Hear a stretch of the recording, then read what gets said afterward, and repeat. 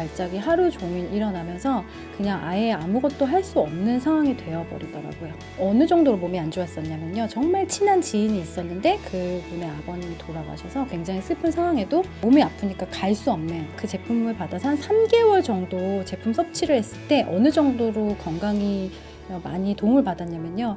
비행기를 타고 여행을 갈 수 있을 정도로 체력이 많이 회복이 됐어요. 이거 뭐지? 라는 생각이 들더라고요. 무역회사에 이렇게 취업을 하게 됐고 경단녀로 살다가 다시 무역회사에 들어가서 일을 하다가 회사의 소득으로는 너무 부족하겠다라는 생각이 들어가지고 쇼핑몰을 창업을 하게 됐습니다. 경단녀였다가 다시 무역회사에 들어가다 보니까 제가 일한 시간 대비의 소득이 다른 분들에 비해서는 굉장히 적은 수준이었죠. 뭔가 내 노후는 준비할 수 없을 것 같은 저축만으로는 내 집을 산다거나 여유로운 생활을 하기에는 좀 어렵겠다라는 생각이 들었던 것 같아서 그때쯤에 경제 서적도 많이 읽고 경제 강의도 많이 들으면서 뭔가 삶의 대안을 많이 찾았던 시기 같아요. 집을 사려고 하면 한 30년 정도 걸리겠더라고요. 절대 집 사는 것도 어려울 뿐더러 그거를 다 갚기 전에 내가 어떻게 될지도 모르겠다.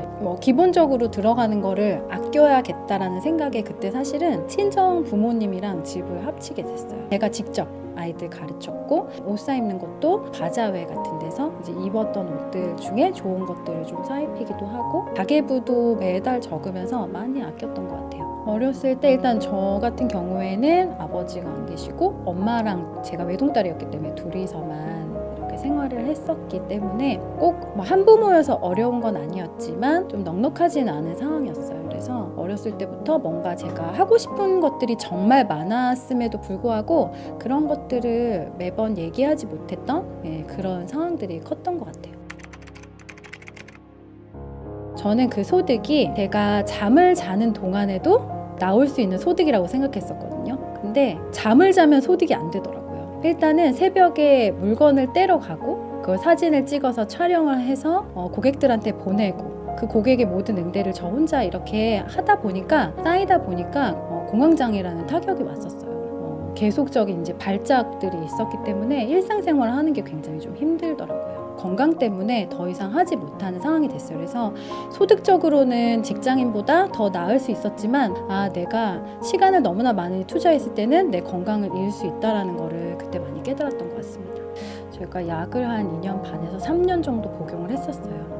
처음에는 조금 불편한 정도였는데 나중에는 공황 발작이 하루 종일 일어나면서 그냥 아예 아무것도 할 수 없는 상황이 되어버리더라고요. 건강을 어떻게든 회복해야겠다라는 생각이 제일 강했었고요. 내 건강을 어떻게 하면 좋게 할 수 있을까 하고 많은 회사들을 알아보고 많은 제품들을 알아보면서 그때 만나게 됐습니다. 10년 전에 제가 알고 있었던 지인이 이 회사의 제품을 먹고 또 일을 하는 거를 SNS를 통해서 알게 됐어요. 우연히. 딱히 어떠한 회사다라는 이런 게 중요하진 않았고요. 제품이 중요했었기 때문에 이 제품이 얼마나 괜찮은 제품이고 객관적인 정보가 있는지를 많이 알아봤던 것 같아요. 그때가 계속적인 공황 발작 때문에 일상생활이 불가능하고 계속 약을 먹고 있을 때였거든요. 제가 그 제품을 받아서 한 3개월 정도 제품 섭취를 했을 때 어느 정도로 건강이 많이 도움을 받았냐면요. 비행기를 타고 여행을 갈 수 있을 정도로 체력이 많이 회복이 됐어요. 이거 뭐지? 라는 생각이 들더라고요. 제가 이 제품을 만날 당시에는 어느 정도로 몸이 안 좋았었냐면요. 정말 친한 지인이 있었는데 그분의 아버님이 돌아가셔서 굉장히 슬픈 상황에도 제가 이제 몸이 아프니까 갈 수 없는 그런 상황이었어요. 제가 아팠을 때 이제 정신의학과를 가서 약물 치료를 받았잖아요. 그 정신건강의학과 선생님이 저한테 얘기하셨어요. 약으로는 치료가 어렵다라고 얘기해 주셨어요. 약은 어느 정도의 증상을 누르는 건 가능하지만 치료는 어려운 부분이다. 그래서 본인의 어떤 체력이나 건강을 끌어올리기 위해서 많은 노력을 해야 된다라고 얘기를 하셨기 때문에 그때 사실 저는 그냥 단순히 정신적인 거에 집중을 한 게 아니라 내 면역, 내 체력, 내 건강을 좀 끌어올릴 수 있는 게 있을까라고 집중을 했고 그런 부분에 좀 도움을 받을 수 있는 걸 찾다가 만나게 됐기 때문에 우리 아이들 같은 경우는 맨날 누워있는 엄마만 보다가 식사를 차려주고 등하교를 챙기고 그런 일상이 굉장히 행복한 순간이 된 거죠. 쇼핑몰에서 제일 중요한 거는 아이템이라고 생각했었어요. 내가 어떤 아이템을 판매하느냐.